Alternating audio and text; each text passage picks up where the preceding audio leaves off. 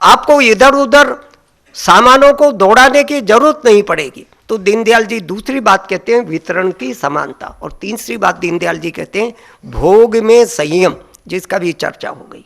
इन तीनों बातों का इंटीग्रेशन, तीनों बातों का बैलेंस बैठाना, उसको दीनदयाल जी ने कहा इसका नाम अर्थायाम है। यही आज की भाषा में सस्टेनेबल प्रोडक्शन है, यही आज की भाषा में सस्टेनेबल कंजम्पशन है। यही सस्टेन करेगा ना। और आजकल तो ये मानकर चल रहे हैं सब लोग, without having sustainable consumption pattern you can not have sustainable development. Sustainable development तो सस्टेनेबल कंजम्पशन पैटर्न तो कर नहीं रहे, सस्टेनेबल डेवलपमेंट कहाँ से आएगा? दुनिया में यही संकट है। दुनिया के देश जो बाकी हमारे जैसे देशों को उपदेश कर रहे हैं, वो सस्टेनेबल कंजम्पशन पैटर्न वो नहीं अपना पा रहे हैं, इसलिए वो नए अपनी इकोनॉमी में डेवलपमेंट को सस्टेन कर पा रहे हैं और नहीं दुनिया के देशों को सस्टेन करने दे रहे हैं। उसमें भी उनका वेस्टेड इंटरेस्ट है। सारी इकोनॉमिक पॉलिसीज को उन्होंने ऐसा बताया। एम्प्लॉयमेंट को दीनदयाल जी ने कैसे कहा? दीनदयाल जी ने कहा कि जैसे राजनीतिक लोकतंत्र की आवश्यकता होती है, राजनीतिक लोकतंत्र का बेसिक गुण क्या है? हर एक बालिग व्यक्ति को वोट का अधिकार, ये प्रजातंत्र है। राजनीतिक प्रजातंत्र कब आएगा? जब हर एक को एक ही वोट का अधिकार है, कुछ को ज़्यादा वोट देने का और कुछ को कम, तो फिर वो लोकतंत्र नहीं होगा। दीनदयाल जी ने सिमिलर कॉन्सेप्ट दिया। इसी प्रकार से आर्थिक लोकतंत्र लाना है हमको, इकोनॉमिक डेमोक्रेसी लानी है। ये आर्थिक लोकतंत्र कैसे आएगा? तो दीनदयाल जी ने गुर बताया, आर्थिक लोकतंत्र तब आएगा जब हर एक व्यक्ति को रोजगार मिलेगा। हर व्यक्ति को रोजगार मिलना चाहिए। हम इकोनॉमी कैसे बनाएंगे? हर एक को काम धंधा मिलना चाहिए ना। आजकल इस एम्प्लॉयमेंट को भी रिड्यूस करके हमने नौकरी कर दिया है। गवर्नमेंट की पॉलिसीज में क्या है, डिस्कशंस में क्या, आपने कितनी नौकरियां जनरेट किया? सवाल ही गलत है। एम्प्लॉयमेंट का वो नौकरी सब्स्टिट्यूट नहीं है, नौकरियां तो बहुत कम आएगी। Employment generation is a bigger term, ये नौकरियां तो बहुत छोटी टर्म है उसके। तो दीनदयाल जी कहते थे कि हम ऐसा इकोनॉमिक स्ट्रक्चर बनाएंगे, ऐसा एक डेवलपमेंट का मॉडल लाएंगे और तब जाकर के उसमें से ये एम्प्लॉयमेंट मिलेगा हर एक को। एम्प्लॉयमेंट मिले भी तो दो आधारों पर मिलेगा, दीनदयाल जी कहते हैं। एक आधार मिलेगा जिसके लिए अभी पीछे शब्द प्रयोग हुआ अनऑर्गेनाइज सेक्टर, पर दीनदयाल जी ने उसके लिए शब्द प्रयोग कुछ और कहा है। दीनदयाल जी ने सेल्फ एम्प्लॉयड सेक्टर कहा, उसको सेल्फ एम्प्लॉयड सेक्टर कहा। ये इकोनॉमी का जान है, बेसिस है, स्ट्रेंथ है, इसको स्ट्रेंथन करिए। अगर सेल्फ एम्प्लॉयड सेक्टर को हमने स्ट्रेंथन किया तो फिर ये सब लोगों को रोजगार की स्थितियां बन सकेगी। ये दीनदयाल जी सब लोगों को रोजगार देने के लिए ये बात कहते हैं। दीनदयाल जी एक और बात कहते हैं कि कुल मिलाकर के वर्तमान की जो उद्योग का ढांचा है, उद्योग का प्रकार है, तो दीनदयाल जी ने एक इक्वेशन दी है वहाँ पर, उद्योग नीति कैसे चाहिए। उसके लिए उनके लिए शब्द प्रयोग है अपरमात्रिक उद्योग नीति है। दीनदयाल जी का शब्द है, मेरा शब्द नहीं है, टेक्निकल टर्म है, समझना पड़ेगा। दीनदयाल अपरमात्रिक उद्योग नीति।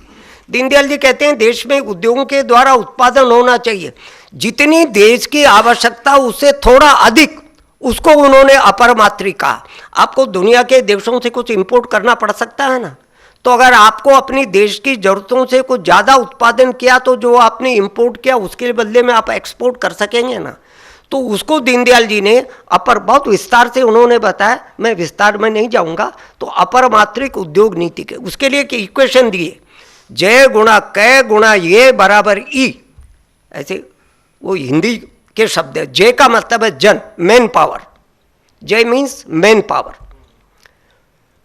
कै मीन्स कर्म, एक्टिविटीज, प्रोफेशंस, ये कै है, कर्म है। आपको इकोनॉमिक एक्टिविटीज करनी पड़ेगी ना, मनुष्य इकोनॉमिक एक्टिविटी करेगा।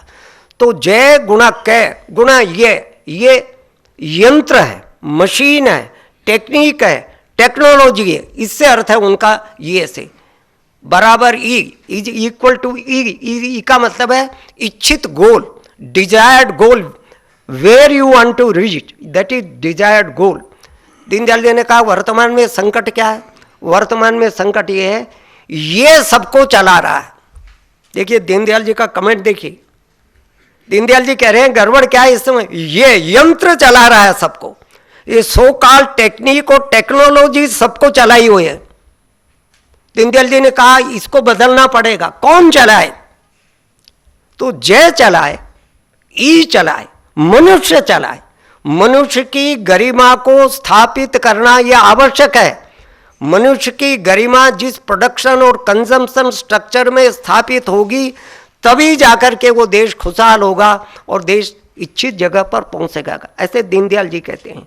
तो दीनदयाल जी कुल मिलाकर इस इकोनॉमिक स्ट्रक्चर को, इंडस्ट्रियल स्ट्रक्चर को, एग्रीकल्चर स्ट्रक्चर को, सेल्फ एम्प्लॉयड सेक्टर को स्ट्रेंथन करके अपने ढंग से और रोजगार में वृद्धि करना चाहते। एक बात और कह करके मैं अपना विषय पूर्ण करूंगा।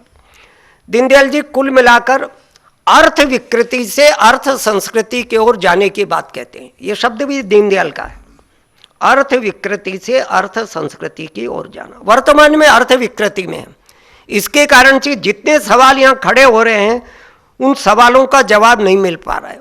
व्हाट इज अर्थ विकृति? अर्थ विकृति क्या है? तो दीनदयाल जी कहते हैं अर्थ विकृति ये है कि वर्तमान का स्लोगन यह है, जो कमाएगा सो खाएगा। खाने का अधिकार किसको है? जो कमाएगा वो खाएगा। दीनदयाल जी का गलत स्लोगन है, यही अर्थ विकृति है, यही एक्सप्लॉइटेशन है, यही हैव्स एंड हैव नॉट्स का संघर्ष करवाता है, यही वेल्थ को कुछ हाथों में केंद्रित कर देता है और वो दुनिया को और समाज को नचाते हैं अपने हिसाब से। तो ये नहीं है। दीनदयाल जी ने कहा हम जिस अर्थ संस्कृति की ओर जाना चाहते हैं उसमें जो कमाएगा सो खिलाएगा, ये है उनका। कमाने वाला खिलाएगा तो सस्टेनेबल कंजम्पशन आ जाएगा ना, सस्टेनेबल प्रोडक्शन आ जाएगा ना। जो कमाया है वो खुद ही नहीं खाएगा, कमाने वाला खिलाएगा, बच्चों को खिलाएगा, अपाहिजों को खिलाएगा, बूढ़े लोगों को खिलाएगा, जिनके पास कोई काम धाम नहीं है उनको खिलाएगा। जो कमाएगा सो खिलाएगा। और अगला वो बोलते हैं जो जन्मा सो खाएगा।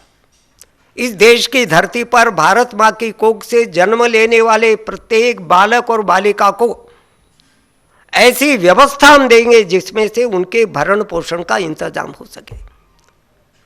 जन्म ले लिया उसका क्या दोष है? वो भूखा मरेगा क्या? वो इधर उधर की और कूड़ा बीनने का काम करेगा क्या? भीख मांगने का काम करेगा क्या? दीनदयाल जी कहिए नहीं, ये सामाजिक आर्थिक राजनीतिक व्यवस्था का दायित्व है। जो इस देश की धरती पर जन्म लेता है ऐसे प्रत्येक व्यक्ति का भरण पोषण करने का दायित्व उनका। आज दुनिया में नहीं है कहीं भी, मैं सारी दुनिया बोल रहा हूँ, भारत नहीं बोल रहा, और जिम्मेवारी से बोल रहा हूँ।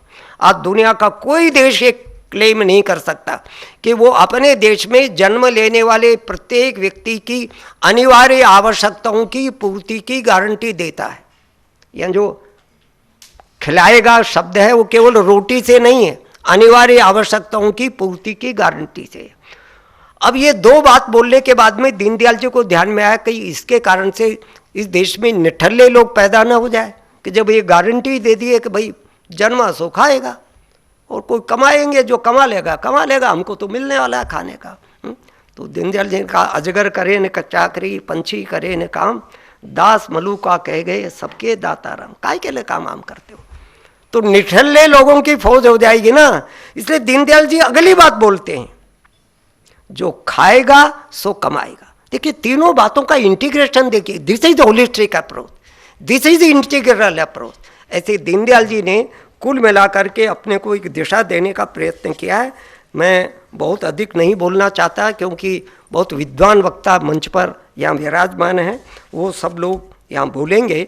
और चूँकि ये सब विद्वान भी हैं और दीनदयाल जी के सेल्फ डिसिप्लिन को मानने वाले भी, ऐसा मुझे बताया गया। ये सब मैं राधा मोहन सिंह जी के बारे में तो इसलिए नहीं कहता, वो तो अंत में बोलेंगे, मिनिस्टर है। पर हमारे दोनों विद्वान वक्ता है, वो विद्वान भी है और सेल्फ डिसिप्लिन को मानने वाले बहुत अच्छे हैं।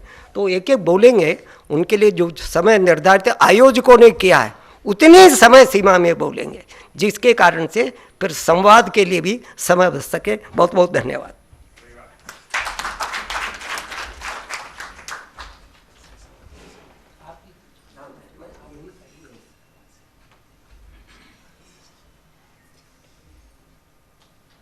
First of all, I request Dr. Venkat Chalam. He is Economic Research Institute for Asian and East Asia, Indonesia. He has come from Jakarta to Delhi. So I request him to give his views.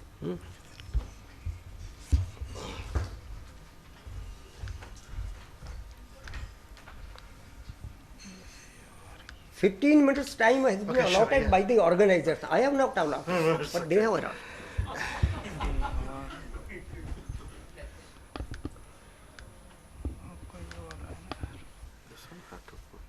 Next slide. Yes, just hold on. Yes, sir. You can. Okay, thank you. Good afternoon, everybody, and thank you very much, Professor Gupta and the Honorable Minister and Professor Thamodaran and RIS and the Deenadayal Institute for organizing this timely seminar. Today morning, basically, we discussed and how these eternal principles of integrated communism can help attain these SDGs. From my view, I think these are both are same. Basically, if you fine-tune our humanity, basically humanitarian-based approach, we can attain these SDGs in a very short time. And Professor mentioned about the another goal of the sustainable consumption and production. Actually, I wanted to link these two things in my presentation, the next 15 minutes. How we can go to the next level, that is taking this philosophy, taking these external principles, how we can drive into a new type of economic activity that can produce a sustainable consumption and production and also employment, that is you mentioned. What I am doing is, before doing that, and I wanted to give some kind of inconvenient truth, 3 inconvenient truths that we are facing it. Then I would like to explain how this solution, this SDG 8 and SDG 7 can be integrated, extensive tool could be integrated through a concept of circular economy where our institute is working on. Finally, what could be the implications for India? The first inconvenient truth, that is as mentioned by Professor Gupta, when we adopt this Western style economic growth, this is what we are seeing it. On the left hand side, you can see that is how our resource consumption is increasing. We are living in a constrained world and where we cannot continue to consume the resources. Yes, other advanced economies has been doing. Other byproduct of this, what type of model we have this resource consumption is take, make and dispose. If you adopt this model, then what we have is this increased emissions and the pollutions. The second inconvenient truth that is we are facing is this disconnect between the growth and the jobs. That is also mentioned by the professor. This is very vivid in the country that is I live in Indonesia, Malaysia, and even also partly Japan.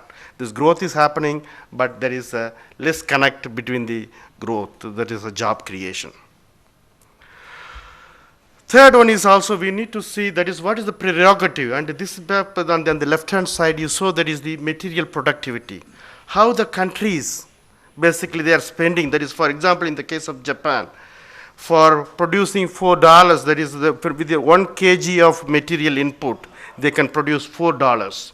But in case of in our country, that is it is less than $0.5. So that means there is the room for improvement, room for where there is we are consuming our resources and we are using it for the production. This is the sustainable production. On the left hand side you can see there is how much we are waste producing, and there is it has been increasing day by day, and in the urban centers like Delhi, Bombay and Bangalore, I think nearly only 19% of this waste is handled properly. Another 81% is going as the unproductive waste stream. So this has to be increased. This value has to be increased through the technologies, through the right policies, and the fiscal policies. This morning, that is, Professor mentioned about that is the informal sector. This is a picture that is even coming to that waste structure, and we do have the informal structure and the formal structure.